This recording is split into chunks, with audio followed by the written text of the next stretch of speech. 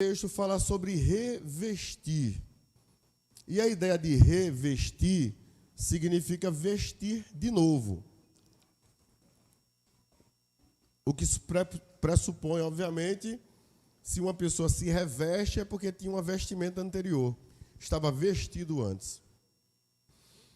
E ao olhar o texto e percebendo algumas peculiaridades que há no texto, Paulo, escrevendo à igreja de Colossos, nós há 3 semanas atrás falamos um pouquinho sobre isso, no capítulo 2, sobre o que Paulo queria para a igreja de Colosso, uma igreja que estava imersa no ensinamento distorcido do Evangelho, que dizia que o ensino do Evangelho, ou que o Evangelho de Jesus era para um grupo seleto, e Paulo então começa a ensinar para dizer, não, o Evangelho e Jesus é para todas as pessoas, não há restrição, Deus é Deus de todos, em todos os tempos, em todas as eras.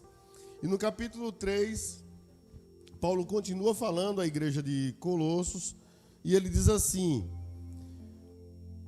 então, se vocês estão falando sério sobre viver uma nova vida de ressurreição com Cristo, ajam de acordo com ela. Busquem as coisas norteadas por Cristo. Não fiquem se arrastando por aí, cabisbaixos, absolvidos com o que está à frente de você. Olhe para cima e observem o que acontece ao redor de Cristo. E é por aí que vocês devem seguir. Vejam as coisas pela perspectiva dele. Essa é a versão da Bíblia Mensagem. Enxergue as coisas com os olhos de Jesus. Quando a gente olha para uma lagarta, todos nós sabemos que uma borboleta é uma lagarta que passou por um processo de transformação. E diferente da lagarta que rasteja, a borboleta tem uma capacidade de voar. E a visão que nós temos quando não temos Jesus e quando não estamos revestidos daquilo que eu vou chamar de nova roupa, de uma roupa nova, a gente vive na perspectiva de uma lagarta. A gente rasteja e só consegue enxergar o que está à frente. Você não consegue perceber o que está adiante de você. Aqui, por exemplo, se a porta estivesse aberta, eu conseguiria ver apenas o outro lado da rua. Mas eu não consigo ver. Porém, se eu tivesse a capacidade de voar como uma borboleta, eu veria tanto o momento aqui, como conseguiria perceber lá na frente. E o que Deus quer de nós é que tenhamos olhos, que tenhamos a percepção de borboletas e não de lagartas. E a única forma que a gente tem de perceber nessa perspectiva é se a gente tirar a roupa do velho homem, da velha mulher. E aqui não é velho no sentido da idade, mas tem a ver com, não a idade cronológica, mas tem a ver com a natureza caída que vivíamos. E eu quero perguntar para vocês, quais são as roupas que estão em seu guarda-roupa? Quais são as roupas que tem lá no seu guarda-roupa? Quais são as roupas que ocupam o espaço do seu armário de roupas, do seu guarda-roupa? Quais são as coisas que estão lá? Que roupas ocupam esse espaço? Qual o seu estilo de vestir? Você é uma pessoa que usa um estilo de roupa mais despojado? Você gosta de uma roupa mais formal? Você se veste de uma forma mais clássica? Você opta por uma roupa mais social? Qual é a maneira que você se veste? Vou adiante. Como vocês querem que as pessoas percebam você? Como é que você acha que as pessoas veem você de acordo com a roupa que você veste? No meio cristão, e graças a Deus isso tem quebrado muito, criou-se uma influência que a gente teve dos batistas do sul dos Estados Unidos, que meio que colonizaram, cristianizaram os evangélicos do Brasil, e eles tinham uma cultura de muito frio. Quando esses primeiros missionários vieram para cá, vieram com um paletó e com a gravata. E aí o que aconteceu é que na cabeça das pessoas, o cristão ou um crente, uma pessoa crente, só pode ser vista como crente se usar paletó e gravata. Principalmente se for um pastor. E hoje isso tem sido quebrado paulatinamente. Tem lugares que você vai pregar, por exemplo, paletó e gravata, quando você termina de pregar, paletó está todo encharcado, a camisa por dentro toda suada. Aqui é um ambiente climatizado, é mais tranquilo. Mas é muito ruim, você perde a concentração. Mas por causa de uma estética religiosa, você tem que se vestir de paletó e gravata. E se você então não se veste de paletó e gravata, você não pode conduzir a mensagem de Deus. Há uma música, né, conhecida dos irmãos, do cantor daqui pertinho da gente, ali perto de Ribeirão, Toninho de Aripibu, que ele ironizou isso, né? Fala paletó. Mas paletó não fala nada. Porque quem fala é quem usa o paletó e não o paletó. Mas nós criamos uma forma de transmitir ou de nos comunicarmos pelas roupas que vestimos. Qual era a marca da roupa de Jesus? Qual era o estilo de roupa que Jesus usava? Se Jesus estivesse hoje em nossos dias, se Jesus estivesse no século 21, em 2022, que tipo de roupa ele usaria? A Bíblia traz algumas nuances que estão no texto, que são muito evidentes, de que Jesus primeiro não se vestia da maneira como os sacerdotes da sua época se vestiam. Jesus, pelo que a Bíblia deixa transparecer, era tão comum, ele se vestia de uma forma tão comum às pessoas do seu tempo, que quando ele foi traído, ele precisou Judas precisou de uma para dizer quem era Jesus. Se Jesus se vestisse como sacerdote, ele com certeza seria facilmente identificado. Mas era preciso que Judas desse uma senha: aquele que eu beijar, esse é o que vocês devem prender. E vem uma questão interessante para a gente pensar um pouquinho, antes de a gente entrar no texto propriamente dito.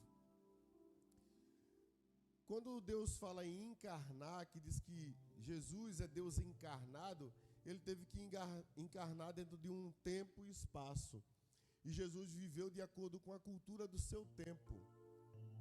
Isso quer dizer que se Jesus viesse hoje, vestiria a roupa, se fosse no Brasil, por exemplo, de um brasileiro que se veste no seu cotidiano, para ir trabalhar dentro do seu dia a dia. Talvez se Jesus viesse para um lugar como a Groenlândia ou qualquer lugar muito frio, com certeza ele teria que usar muita roupa para se proteger do frio. Mas o que o Senhor quer dizer com isso? Eu quero trazer para vocês a compreensão de que nós precisamos vestir uma nova roupa. Jesus diz aos seus discípulos que não se pode colocar remendo novo em um tecido velho, nem se pode colocar vinho novo num odre velho. Porque o que acontece? O vinho ele passa por um processo de dilatação. Quando você coloca dentro de um odre, dentro do local para condicionar o vinho, e esse lugar já está dilatado o suficiente, ele vai rachar o odre. Por isso, você só pode colocar um vinho novo sobre um recipiente novo. Só se coloca vinho novo dentro de um odre novo. E quando você vai fazer o remendo de uma roupa velha com tecido novo, primeiro vai ficar aparente para todo mundo, dependendo do tamanho que você for preencher. Por isso que o Evangelho de Jesus não trabalha com reestruturação. O chamamento de Jesus é para a gente abandonar e quebrar a velha natureza para viver uma nova natureza. E aí Paulo diz assim: nós fomos ressuscitados em Cristo.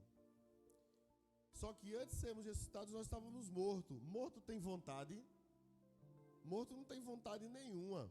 O morto está morto e acabou-se. Mas quando a gente foi ressuscitado dentro de uma nova natureza, uma nova forma de ser. Paulo diz: se vocês foram ressuscitados em Cristo, tem uma nova natureza, uma nova mentalidade. E esse corpo precisa de uma nova roupa. Ele precisa ser revestido, que é a expressão que Paulo usa aqui. Ele precisa ser vestido de novo, mas vestido agora com uma outra roupa. E qual era a roupa que a gente usava antes, irmãos? E aí Paulo vai dizendo aqui, ele vai dizer assim, ó: não faz muito tempo vocês viviam fazendo tudo isso sem conhecer nada melhor, mas agora sabem. Mas abandonem tudo de uma vez. E ele vai dizer: mau comportamento, irritabilidade, avareza, grosseria, conversas indecentes. E aí é curioso, porque quando você vai para a palavra avareza e você vai para o texto de 1 Coríntios, Paulo vai dizer, há uma expressão clara, que estarão fora do reino do céu os que tais coisas praticam. E é muito curioso, porque a gente quer pegar o texto de forma seletiva. O texto vai falar sobre os assaltantes, vai falar sobre os efeminados, vai falar sobre uma série de gente, dentre eles fala sobre a avareza. E aí é curioso como a gente hoje tem um discurso que beira o ódio em relação a pessoas, principalmente quem tem uma prática homossexual, mas a gente não rechaça com a mesma veemência a pessoa avarenta. E o que é a avareza, irmãos? A avareza tem a ver com um amor, uma paixão, um descontrole pelas coisas materiais, pelo dinheiro, pelo lucro, em detrimento do outro. Paulo, escrevendo aos Coríntios, vai dizer que o amor ao dinheiro é a raiz de todos os males. Não é o dinheiro. O dinheiro pode ser bênção. Nós temos uma campanha de missões mundial. E há missionários que estão, inclusive na Ucrânia, em vários países do mundo, que precisam desse suporte. Essas pessoas abriram mão da sua vida profissional para viver no campo missionário. E quem é que mantém essas pessoas lá? Eu e você. Se a gente não oferta, se a gente não envia a nossa oferta de missões, essas pessoas não têm sua subsistência. Então o dinheiro é essencial, mas a avareza é algo condenado por Deus. Portanto, é inconcebível uma pessoa ser cristã e ser avarenta. É uma situação que não pode ser conciliada. Se você é cristão, você tem que ser uma pessoa que tem que ter o dom da liberalidade. Você tem que aprender a ofertar e ajudar as pessoas à sua volta que carecem desses cuidados. E aqui ele coloca a avareza, no capítulo 6, versículo 10, quando ele fala isso, o amor ao dinheiro. E que tem a ver com esse apego excessivo ao dinheiro, à riqueza. Quais outros aspectos ou acessórios desta velha roupa? Irritabilidade. Quando a gente estava com a velha roupa, quem está vivendo na velha roupa, quem está usando a velha roupa do velho homem, da velha mulher, tem irritabilidade, são pessoas grosseiras, têm conversas indecentes e andam com mentiras. Se ainda continuamos com essa roupa do velho homem, da velha mulher, essa roupa ela traz com ela consigo os acessórios dela, os adereços dela, são irritabilidade, grosseria, conversas indecentes e mentira.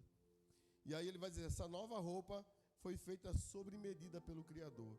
É como se Paulo estivesse dizendo aqui que Jesus, em Deus, foi uma espécie de uma pessoa que fez a roupa sob medida, feita para você.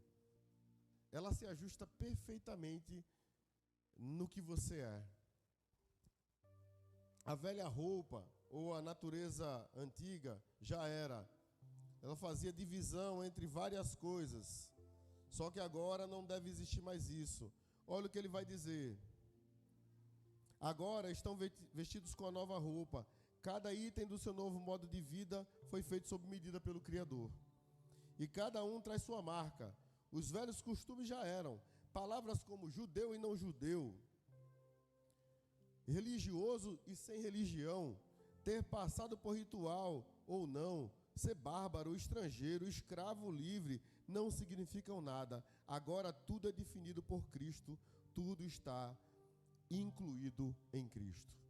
Tudo agora converge para Ele. Não existe mais essas divisões. E é curioso como a gente não vive num mundo que é permeado por essas divisões. Como nós somos sectários. Como nós temos a tendência de fazer distinção entre nós e eles. Eu sou cristão, ele não é.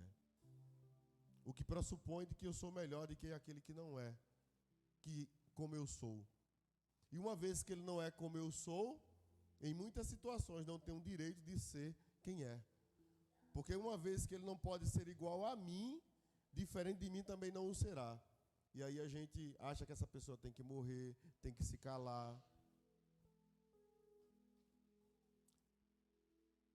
Portanto, já que foram escolhidos por Deus para uma nova vida de amor, vistam a roupa que Deus preparou para vocês. E aí, qual é a roupa que a gente tem que usar? E ele vai dizer aqui: vistam a roupa da compaixão, da bondade, da humildade, do autocontrole, da disciplina. Sejam moderados, satisfeitos com o segundo lugar, rápidos em perdoar uma ofensa. Perdoem tão rápida e completamente quanto o Senhor perdoou. Olha só quais são os adereços dessa nova roupa. Não é o tamanho dela, não é se cobre o tornozelo, mas os adereços dessa roupa levam-nos a ações práticas de bondade, de perdão, de compaixão, de humildade, de autocontrole. Qual deveria ser a roupa mais básica que a gente deveria usar? Qual a roupa que eu e você deveríamos usar no nosso dia a dia? Paulo continua dizendo assim: que a paz de Cristo guarde vocês em sintonia uns com os outros, cultivando a gratidão. E aí, eu quero pelo menos pegar 7 aspectos que seriam uma roupa para você usar por dia na sua semana. Uma roupa para você usar por dia na sua semana, com base no que o texto nos traz. Primeira roupa que você deve usar é a roupa da misericórdia. Misericórdia. Você pode começar amanhã, segunda-feira, ao sair de casa, colocar a roupa da misericórdia. Usar a roupa da misericórdia.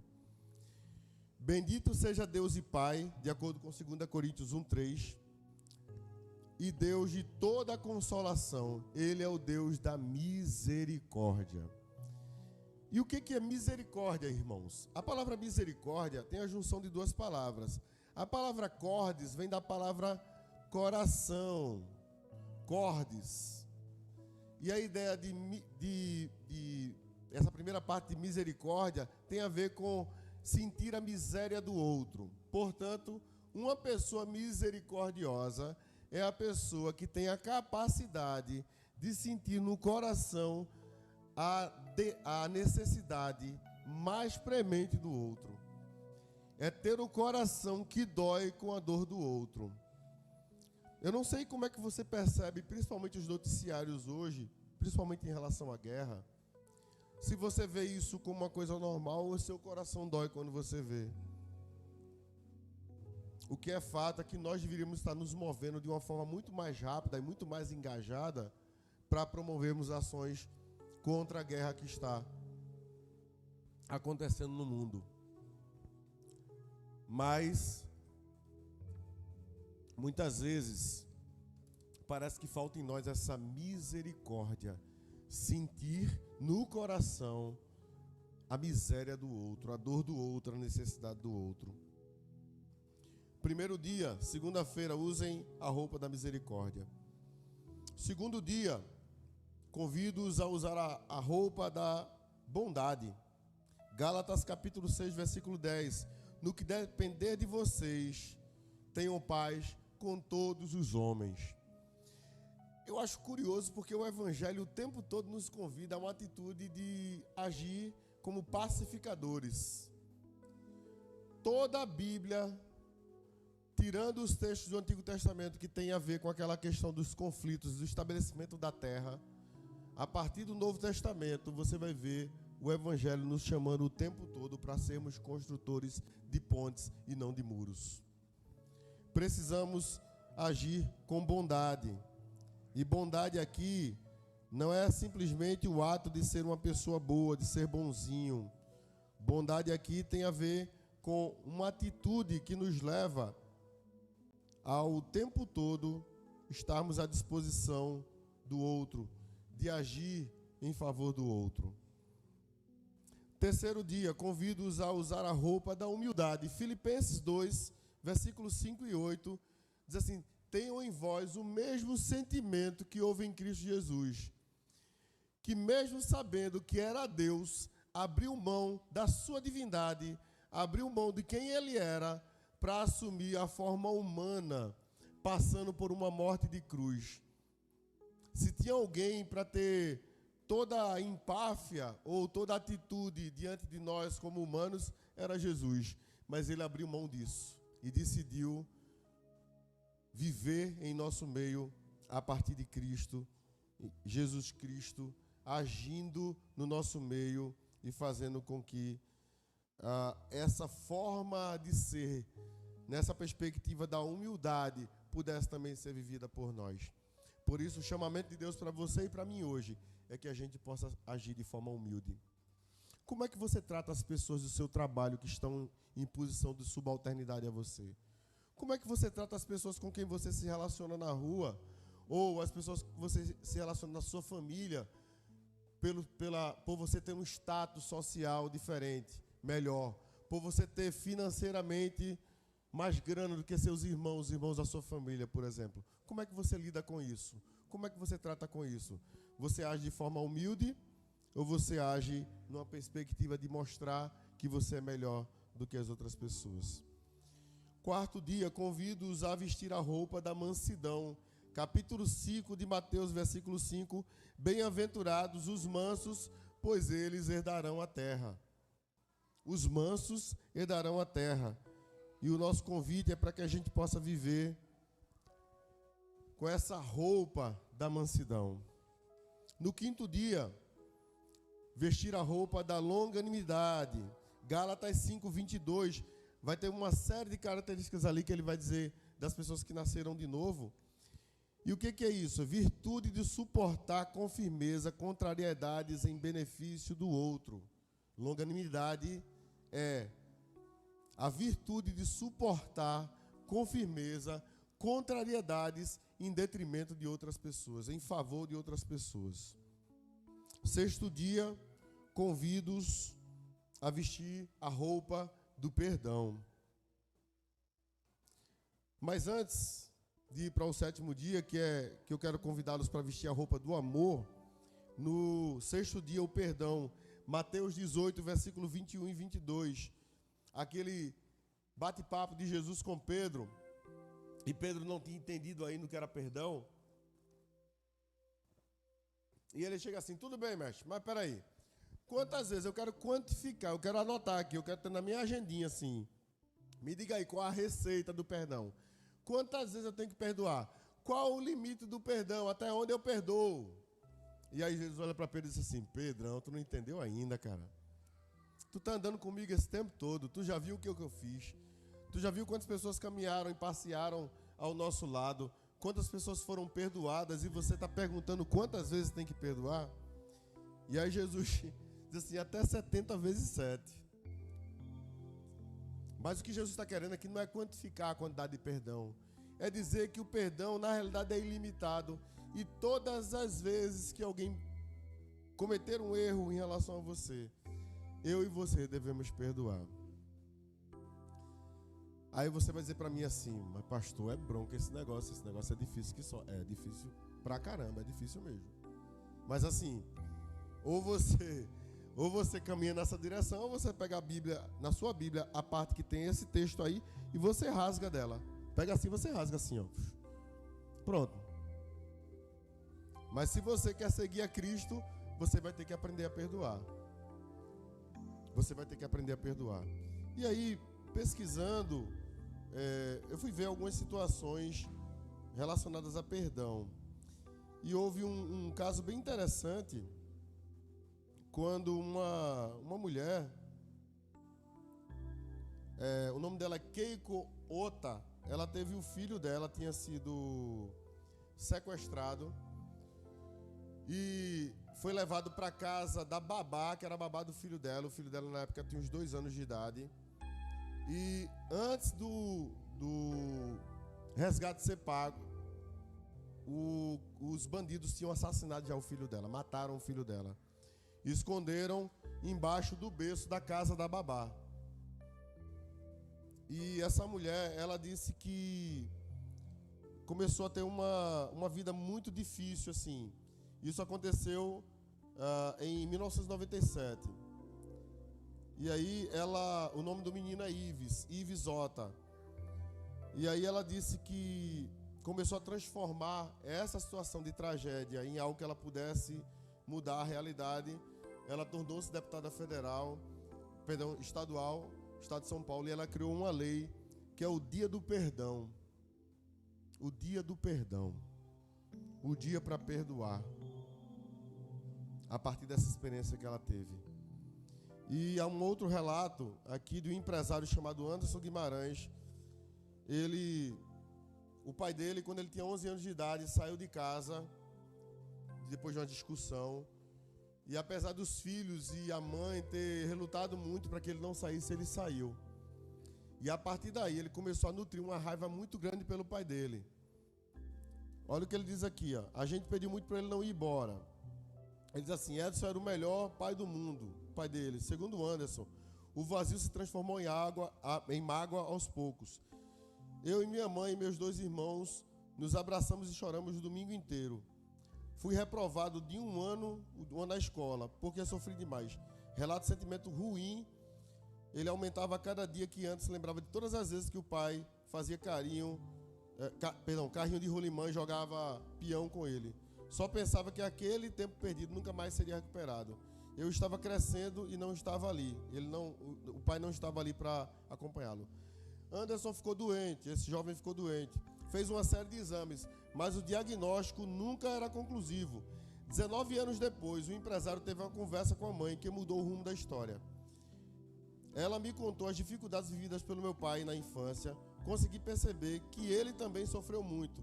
Depois disso, procurei-o, conversamos, choramos e eu disse a ele: para mim, você ainda é o melhor pai do mundo. Hoje, Anderson e Edson são melhores amigos. As doenças inexplicáveis desapareceram. A amargura vira câncer. Quando perdoei, minha vida seguiu. Impressionante como passei a viver de novo, relatou o empresário. A lição ficou para todos os dias do ano. Se tenho problemas, procura a pessoa e peço perdão. Tenho uma filha maravilhosa. Não estou com a mãe dela, mas somos amigos e mantemos uma relação muito próxima. Eu conto esses 2 exemplos para a gente entender a necessidade, como é necessário a gente perdoar. Ele relata que terminou adoecendo por não ter liberado o perdão. Talvez você que está aqui hoje, você que está em casa, esteja vivendo isso. Talvez essa roupa do velho homem, os adereços dessa roupa do velho homem, não tenham lhe dado a possibilidade de gerar perdão.